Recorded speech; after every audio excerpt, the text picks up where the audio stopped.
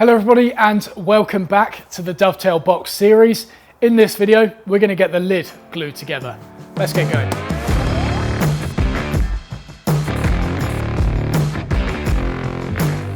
Okay, so this video is going to be a bit of a quick one, to be honest, because we're doing this project with limited tools. Therefore, we're not going to be joining this lid with biscuits or dominoes or any locating tools like that. We're just going to go for a simple edge joint with these components. Now, that's not to say if you have access to a biscuit or a domino, then you shouldn't use them in order to locate this lid. I would definitely recommend doing so if you have one of those available, because it will prevent these from slipping sideways and up and down when the clamps have been applied, and also ensure the top surface is definitely flat. But for the majority of you who don't have access to one of those tools, that's what we're going to be focusing on today. So what I have here are parallel jaw clamps. These are from Axminster.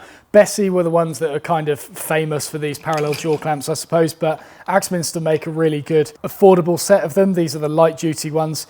And what's nice about these is no matter where you clamp material, whether it's at the bottom or at the top, you're going to get even pressure across the entire jaw with these. The reason I say this is because normal sash clamps or bar clamps, whatever, they do not stay parallel across the face of the jaw. In fact, under pressure, they begin splaying out, which then has an effect on the piece that you're going to be clamping. So for that reason, I don't actually own any sash clamps. I would have loved to have done some sort of demo on them, but to be honest, parallel jaw clamps cover all bases for me now, so this is what I'm going to be using today. However, I will show you what can go wrong with the sash clamps and how to fix it as well. So here we've got a basic drawing of a sash clamp, and as you can see, headstock with the movable jaw coming in from this way, which travel is dictated by the length of this thread, and then the movable tailstock, in which you select the distance from the headstock, put the pin in, and then that's what prevents it going back any further. Pretty simple, really. The trouble with these clamps is that they are not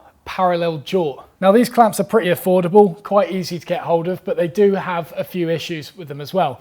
The main one being these jaws, although they look parallel, in fact they may be parallel when they're not under pressure, as soon as you put a piece of material between them, let's say we got a bit of wood in here or something like that, as soon as pressure is applied from either side, weird pressures are put on these jaws. So this one may tilt back slightly, whereas this one, because the screw thread is coming in from above, it's actually going to sort of nod forward and therefore put like a skewed pressure on the workpiece. And it's quite common to see that when you put pressure on a piece of material, if you look underneath, you can generally see a gap appearing sort of under here, and maybe a gap appearing under here as well. But usually that piece of material will start lifting off this flat bar at the bottom. The reason being, these jaws do not stay parallel. So instead, what you want to do with sash clamps is create a little spacer that brings the material up to the same height as the center of this screw thread. So effectively, we want to float the pieces of material here while we glue them together. And there's no point trying to hold three pieces of material together with glue on them while trying to tighten up those clamps. Having a little piece of material underneath that runs alongside the clamps that you can rest the material on while you apply pressure is really helpful here. Now, this doesn't do wonders because at the end of the day, the back jaw is still going to tilt, especially as you put pressure towards the top. If anything, it's going to put more leverage on it. But at this end here, because you've got it in line with the screw thread, all the pressure is being applied perpendicular to the edge of this component, and you'll get more pressure and a more even pressure as a result. So let's pretend for a moment that these parallel jaw clamps are in fact sash clamps, where we want to get the workpiece up here so that it's in line with the screw thread.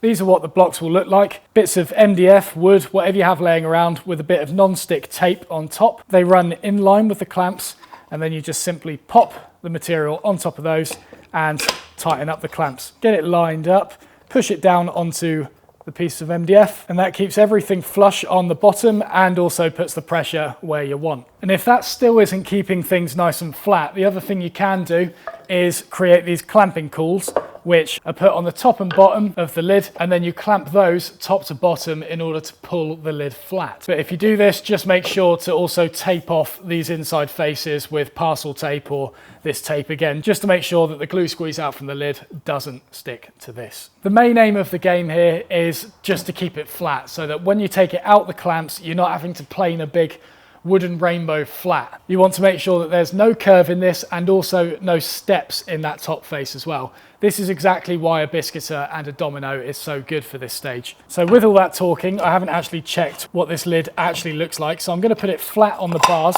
of these parallel jaw clamps because I can actually do that with these.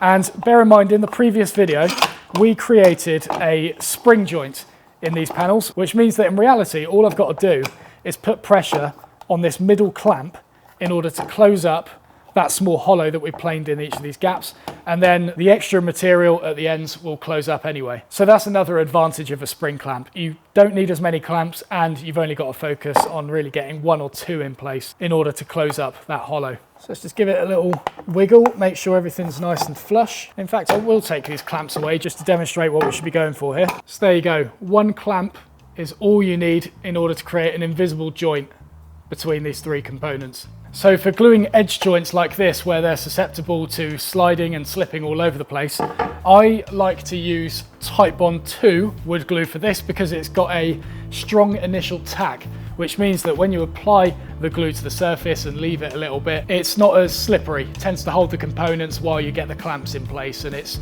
the best one that I've found for this job. So the gluing up process for the lid is nice and simple. Simply lay it out on the bench, flip the outside components up, and then run a thin bead of glue along the edge.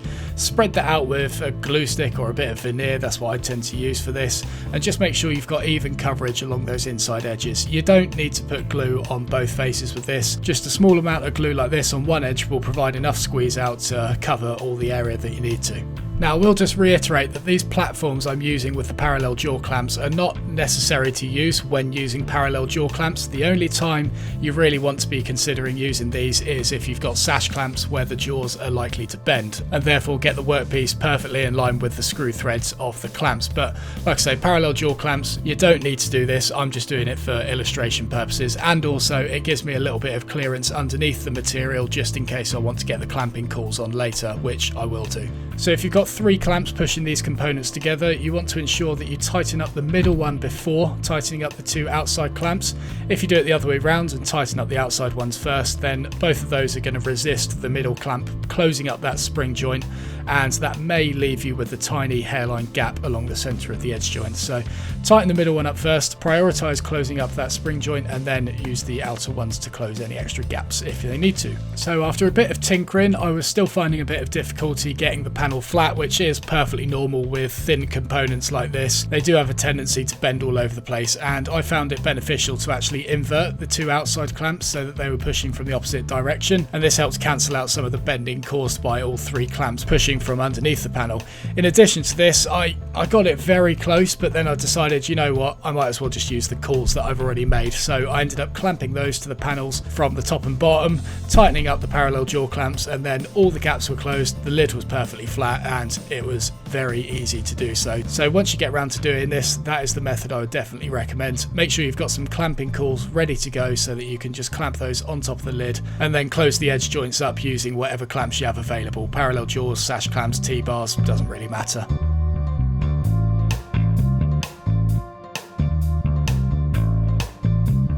And there you go, as simple as that. That is the lid glued up. I say simple, that's pretty complex, isn't it?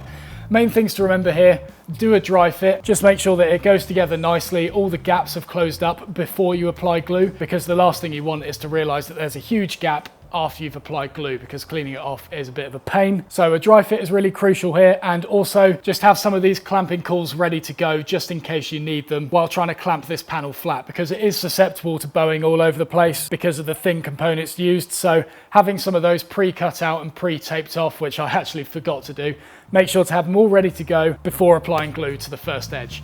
It's all about planning. So that is it for this lesson. You're now ready to move on to the next one, which you can do so by clicking the link below. And if you haven't already, please consider pressing the subscribe button to the left-hand side of this video. I will see you in the next one.